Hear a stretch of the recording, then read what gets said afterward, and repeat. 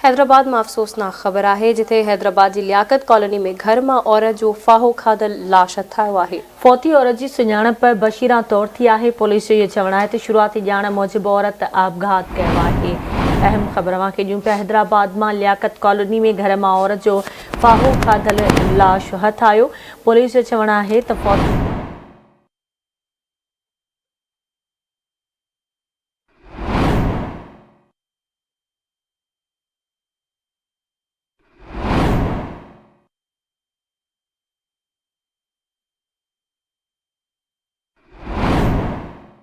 अहम ख़बर के ॾियूं पिया। हैदराबाद में लियाकत कॉलोनी में घर में औरत जो फाहो खाधल लाश हथायो है। तफ़सील मालूम कंदासीं। हैदराबाद में आवाज़ जो सीनियर रिपोर्टर इरफान अली बुघियो असां सलाइन ते मौजूद है। इरफान अली कहिड़ा तफ़सील आहिनि इन हवाले सां आगाह कजो। जी, हैदराबाद के इलाके लियाकत कॉलोनी घर में औरत जो फाहो खाधल लाश हथायो है। पुलिस मूजिब फौती औरत की सुञाणप बशीरा तौर थी है। सदस्य लाश कानूनी कार्रवाई सिविल अस्पताल मुंतकिल किया वियो है।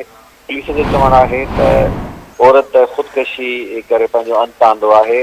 संदसि ख़ुदकशी जो सबब अञा मालूम न पियो थी सके। पुलिस मूजिब इन हवाले सां वधीक जांच पिणु कई थी वञे कानूनी कार्रवाई पिणु शुरू कई वई है। तव्हांखे ॿुधायूं त कुछ देर अॻु लियाकत कॉलोनी वारे इलाइक़े में घर अंदरां औरत जो लाश हथायो जंहिंजी सुञाणप बशीरा तौर थी है। जी ठीक है इरफान, वॾी महिरबानी अवां जी अपडेट करण लाइ।